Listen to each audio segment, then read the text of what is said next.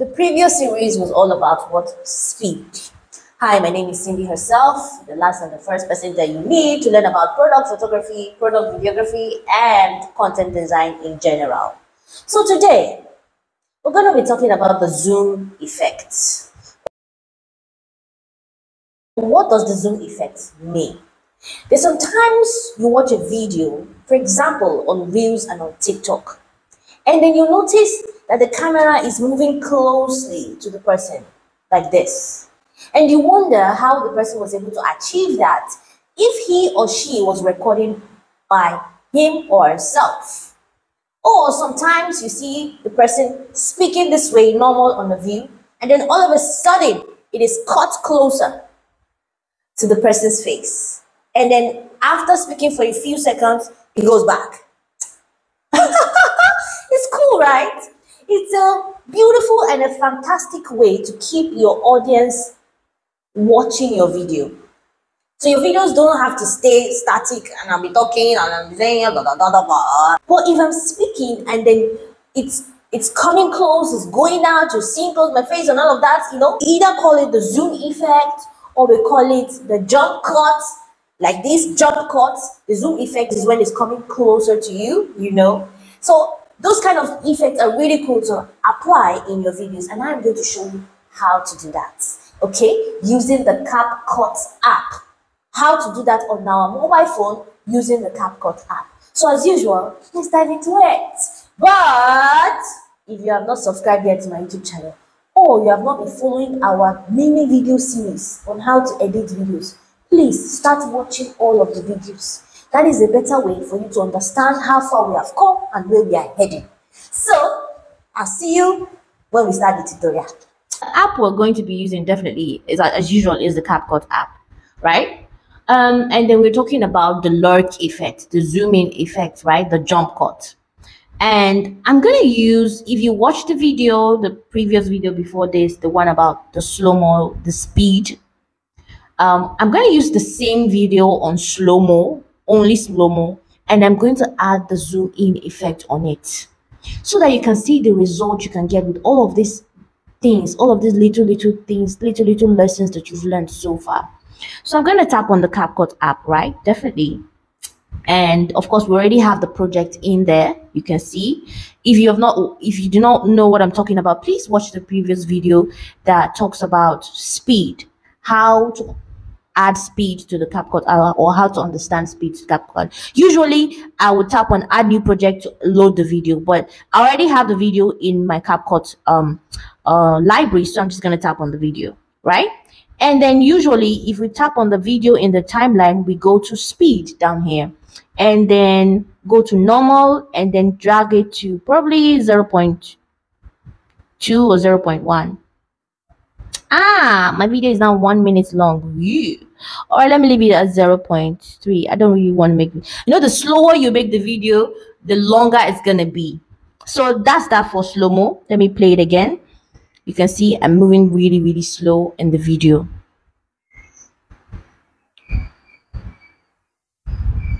Really slow.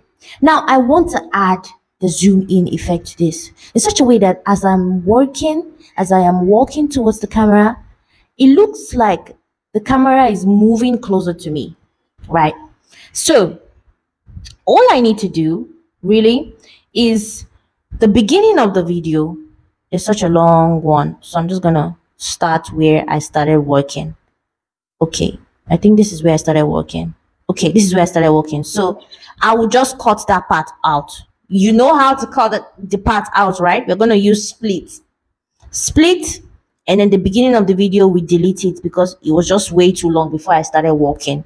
So at this point, if I play it, you can see I've started walking, right? Now at the beginning, I am going to tap on this thing that looks like a diamond sign, this thing with a diamond plus sign. I'm going to tap on that, and then you see a red sign showing underneath. You're going to see it well. That is to signify where we're going to start the zoom from. And where is it that you want to end the zoom? Probably we want to end the zoom at this point. Any point, we want to end the zoom at this point. So I'm going to tap on this diamond sign again That is where I want to end the zoom. Then I would drag my video further, like zoom it in like this. I drag it in and then watch it play out. Just watch it play out. You see, I'm walking close to the camera, but it looks like the camera is coming close to me. The camera is not stagnant anymore. Can you see what's going on? It's not stagnant anymore. You probably wouldn't really view this as much. So let me go back to the second diamond. The first diamond is at the beginning, the second diamond is here. Let me literally zoom in well so that you can see. Let me zoom in well so that you can see the difference. Good. Now let's play it. You can see the video is going closer to me. It's going closer to me as I walk. It's going closer to me and going closer and going closer. You see, it's not as it was originally where I was just far away. I was just far away. No, it wasn't. Now, we need to tackle the last part, the second diamond. This is where we wanted it to stop. But as the video plays, it is staying that way. We don't want it to stay that way. We want it to go back. So after the second diamond, you're going to add another diamond, right? And then you put it back to how it was originally. So if we play this now, if we play this, it started zooming into me. So it was from the first diamond, it's heading towards the second diamond. And once it gets to the second diamond, it moves back. Can you see that? It moves back.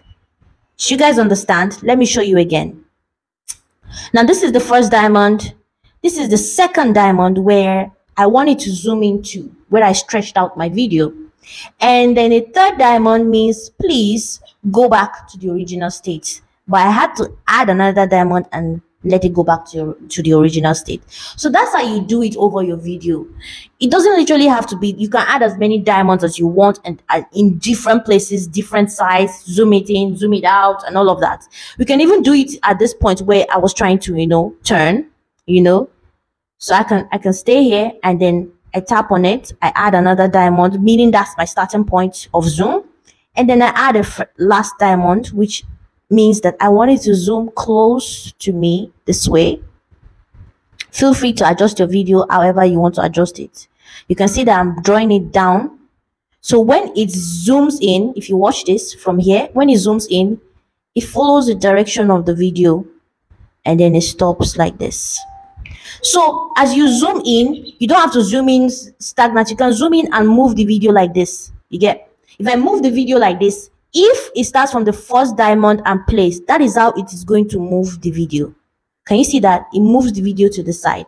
So, ladies and gentlemen, let us play out the full video. I hope this is explanatory enough because you get to fully understand this as you use it.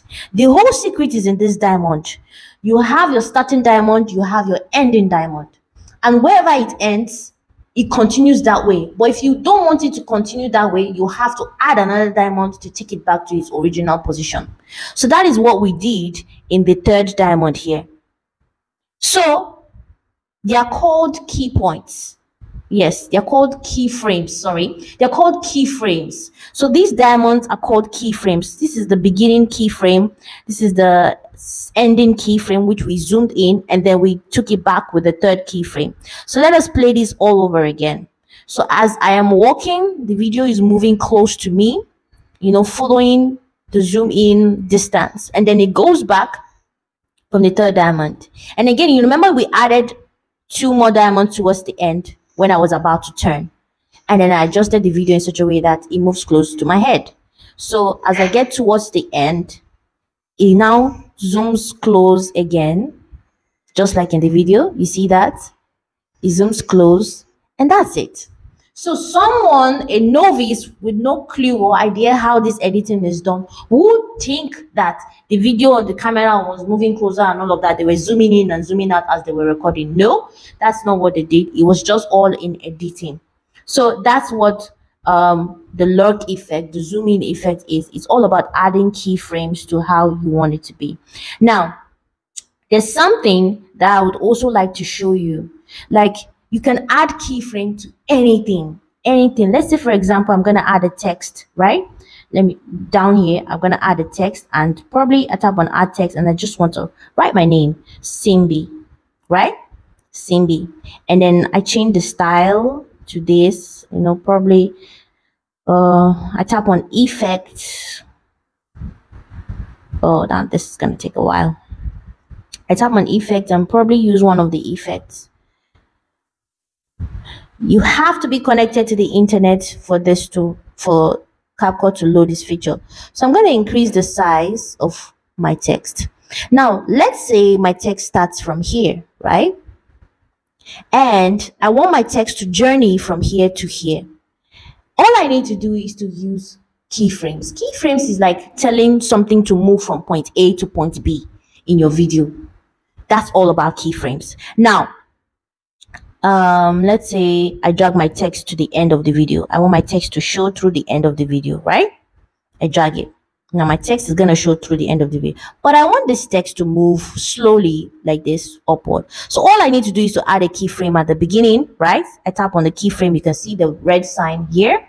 I tap on a keyframe. Then I go to the end of the text, right? And then I add another keyframe. But I need to put it to the end so that it knows where it's going to stop. This is the end of the keyframe, and I want it to come to this place, right? So let us watch this video. Now, as I play it, as it's slowly moving, my text is also moving up because I put a keyframe to it that I want it to slowly move from point A to point B. So the name is slowly moving upward until it gets to this final destination, which is the next keyframe, which is the second keyframe that I added. Can you see that?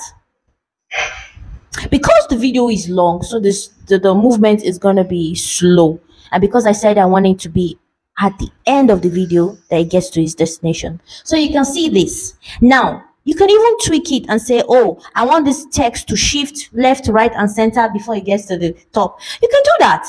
You can do that. So it's all about adding keyframes. So let me add keyframe to this part. Let me add another keyframe. So this part is where the text was here. So I'm going to shift it to this side, right? Then I add another keyframe, right? I'm going to shift it to this side. And that's how it's going to be. I add another keyframe. I add another keyframe, and then I shift it to this side. Hold on. Keyframe. So you just play around with keyframes and move your stuff. It's like playing a game, you know. And then I put the keyframe back to this part. Okay, so let's play it now. So it's following the keyframe's position. First it goes here, and then it comes here. You see, there's a lot you can do with all of these things, and how you use your keyframe is entirely up to you. I hope you now understand how the zoom in effect and of course the jump cut works. The jump cut is just splitting your video. Let me show you how the jump cut works. It's not about adding keyframe. No, it's not about that. Now, let's say, let me load up another video, right? I'm not saving this. Let me just close it. It's going to save in my library. Let's say I want to add another video. Let's tap on a new project. And an example should be this, right? Let me add this. Thank you so much. Please like, thank you so much. Please. Let me use this video. I'm going to tap on add. So it loads. So jump cut, the way jump cut works is, I want this video to show like this in the beginning. Then I want it to suddenly switch to full screen of my face, and then goes back to the original view of how it was. Let me not confuse you. So let's get started. Let's say at this point, let's say at the 5 seconds point,